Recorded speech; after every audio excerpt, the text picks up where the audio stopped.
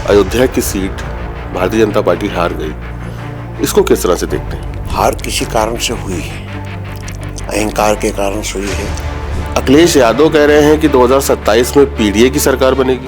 अब अखिलेश यादव क्या क्या बोलेंगे पता नहीं। राम मंदिर का जब निर्माण हुआ, वो सपना जब साकार हुआ, तो उसका श्रेय विनय जी किसको देना चाहते हैं? हम श्रेय किसी को नहीं देना चाहते।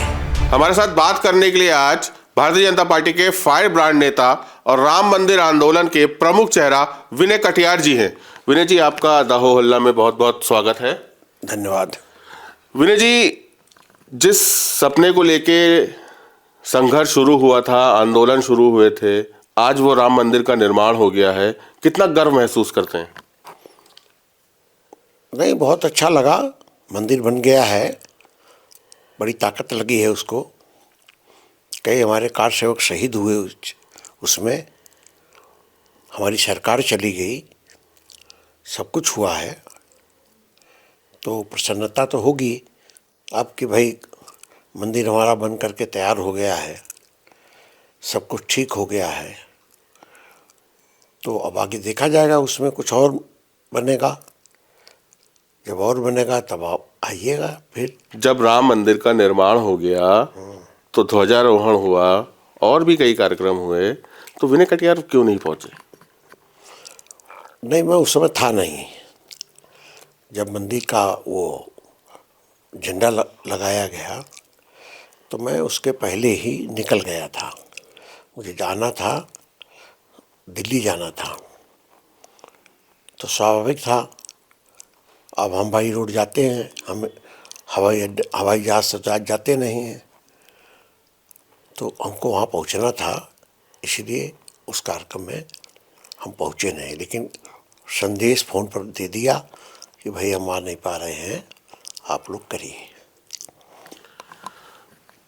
राम मंदिर का जब निर्माण हुआ, वो सपना जब साकार हुआ, तो उसका श्रेय विनय जी किसको देना चाहते हैं? हम श्रेय किसी को नहीं देना चाहते। जिन लोगों ने प्रारंभ में काम किया है वही उसके भागीदारी है, उन्हीं को श्रेय है।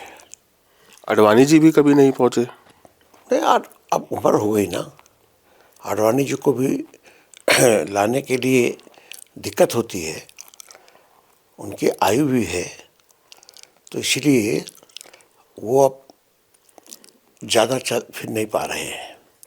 तो ऐसी स्थिति में वो घर ही पर रहते हैं।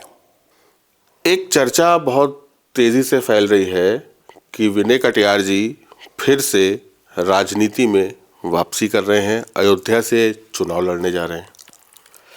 ओहो, तो ये कौन खास बात है?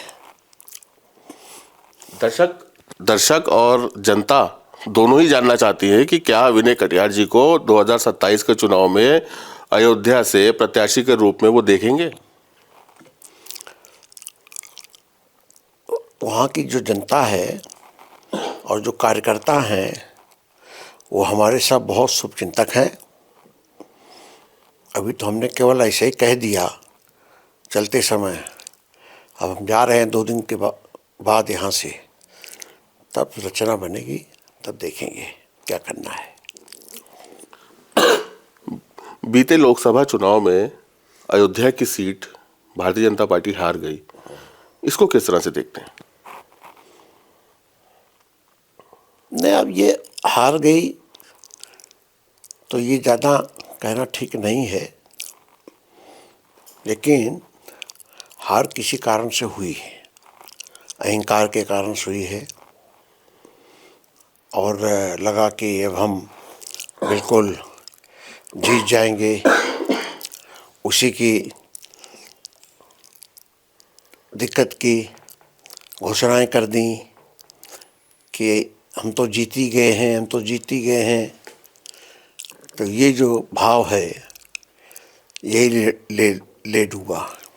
एक ओवर कॉन्फिडेंस भी था जिसको लेकर नारा आया था 400 पार। अब भाई ये सब उन्हीं का था ना। हम तो अपने अयोध्या में शांति के साथ बैठते हैं, कभी कुछ हो जाता है जाने के लिए, कहीं क्षेत्र में जाना है, अपने यहाँ कोई बुला लेता है कभी कभी, तो चले जाते हैं, नहीं तो मैं कहीं जाता नहीं हूँ जल्दी, अपने घर पर रहता हूँ। अखिलेश यादव कह रहे हैं कि 2027 में पीडीए की सरकार बनेगी। अब अखिलेश यादव क्या क्या बोलेंगे पता नहीं, लेकिन अखिलेश जी को हमने एक दिन कहा, तुम अपने पिता से प्रेरणा लो, अब तो वो है नहीं इस दुनिया में, लेकिन तुम उनको कुछ जरा ग्रहण करो, उन्होंने जो लिखा जोखा होगा उसको पढ़ो, और पढ़ करके फिर रहो तो ज़्यादा अच्छा लगेगा। राहुल गांधी को किस तरह से देखते हैं आप? उस राहुल गांधी की हम चर्चा नहीं करना चाहते हैं। उसको क्या करना है भाई, जिसको कुछ मालूम नहीं है, कब क्या बोल जाए, किसके लिए क्या कह दे, तो ऐसे व्यक्ति के साथ चर्चा क्यों की जाए? और फिर हमारा है कौन भाई, उसको जो अपना करना वो करेगा, हम बीच में क्यों पड़े? तो आप सुन रहे थे विनय कटियार जी को, जिन्होंने संकेत तो साफ दिए हैं कि आने वाले उत्तर प्रदेश के विधानसभा चुनाव में वो अयोध्या से ताल ठोकने जा रहे हैं। वीडियो जर्नलिस्ट उमेश शुक्ला के साथ साहिल भारती, द हो हल्ला, लखनऊ।